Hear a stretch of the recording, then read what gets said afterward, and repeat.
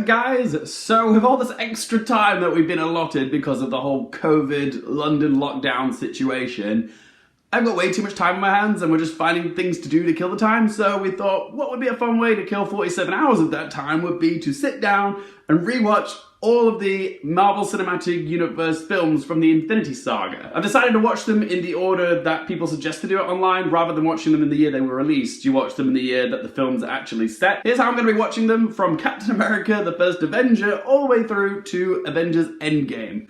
That's a lot of movies.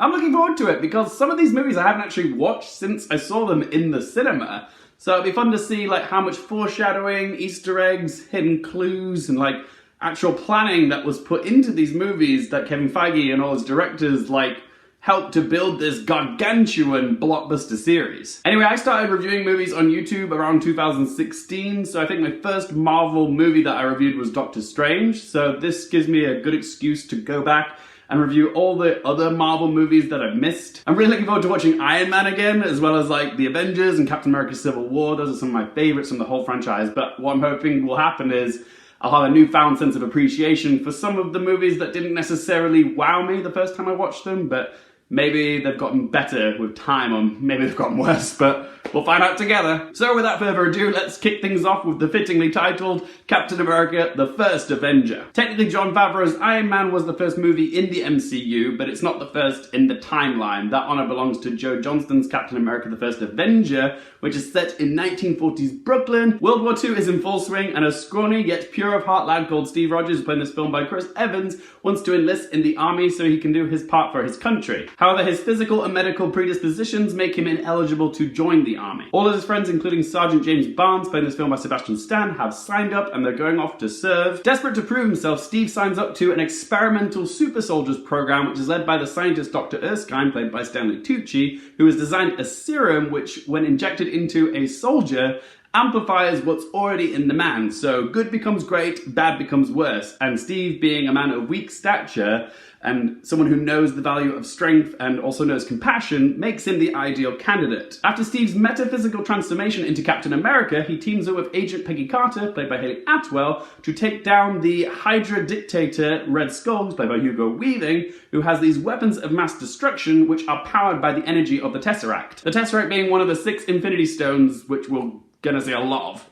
This is my second time watching Captain America, the First Avenger. I always remembered this being my least favorite of the Captain America movies, and after rewatching it, I would still say it is my least favorite of the 3. It's by no means a bad movie, but it's just a very forgettable movie. There were so many scenes in this film which I had no recollection of, and I couldn't even remember the fact that Tommy Lee Jones, Stanley Tucci, Toby Jones, and Natalie Dormer were even in this film. I was watching it with Glenn, I was like, oh look, Tommy Lee Jones is in this movie. Oh my god, that's Natalie Dormer. And the fact that I couldn't remember that they were in this film just demonstrates weak characterization. But it's not all bad. Let's talk about what this film gets right. First of all, Chris Evans is spot on as the courageous, kind-hearted, patriotic Captain America. He's the very embodiment of American ideals. The romance between Steve Rogers and Peggy Carter not only feels palpable, but also instrumental to Captain America's entire arc throughout the MCU. Haley Atwell is a breath of fresh air as Peggy, feisty and tough, but doesn't sacrifice her femininity.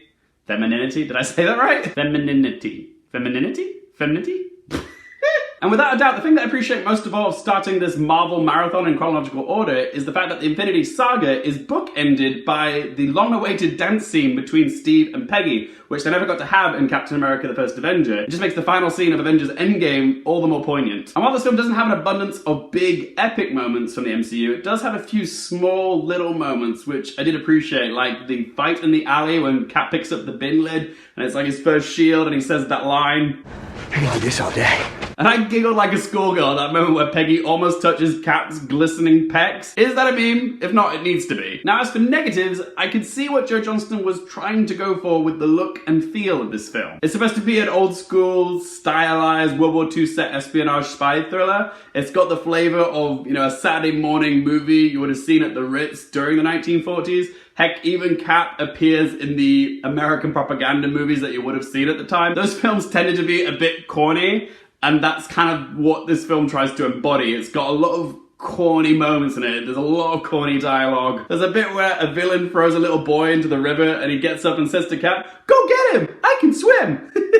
Me, I love a bit of corn, but if you have too much of it, it just comes out the way you put it in. It's difficult to digest. Stanley Tucci, don't get me wrong, I love the man, but his German accent in this film feels a little bit cartoony. What we need is the little guy.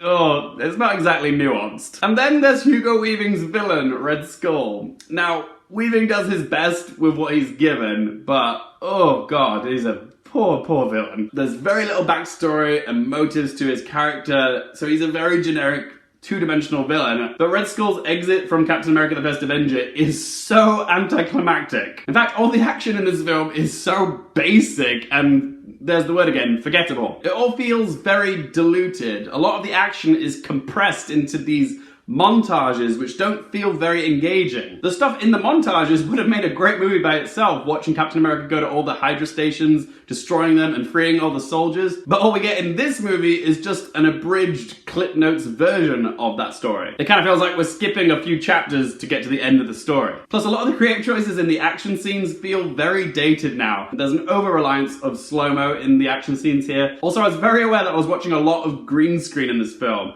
So yeah, it's very easy to spot where the CGI is in this film. In the end, guys, I will say I did enjoy rewatching Captain America the First Avenger, but for me, it still definitely ranks on the lower end of the MCU. This was the last of the Phase 1 solo films, and it does kind of feel like they were just kind of rushing to get it out so they could get to the Avengers. The script is definitely the main problem with this film. It needed some more rewrites. It does a good job of establishing the key elements, like Captain America and his ethos, as well as the romance between him and Peggy Carter. His relationship with Bucky is established, even though Bucky's exit from this film is so lackluster. There's plenty of world building in this film as well. We get the first of the Infinity Stones with the Tesseract, as well as Hydra, and Nick Fury's cameo at the end of the movie sets the whole Avengers initiative in motion. But overall, I would say this movie is still quite meh. The script was excessively corny. There are moments in this film which you can just predict a mile away, like the scene where Steve is kissing Natalie Dormer's character and Peggy just walks in on it. It's just like, ugh, it's like a bad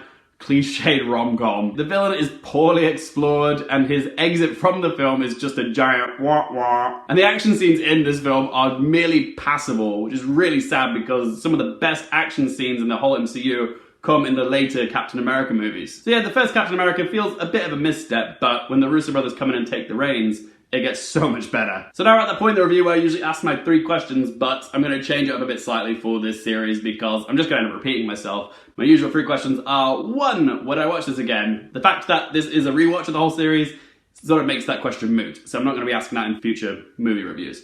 But my other 2 questions I'm still going to ask. Would I recommend it? And what score am I going to give out of 10? Would I recommend this film? If you are wanting to do the whole MCU marathon, then yes, give it a watch. But personally, this is a film I would skip. And next question, what score am I going to give out of 10?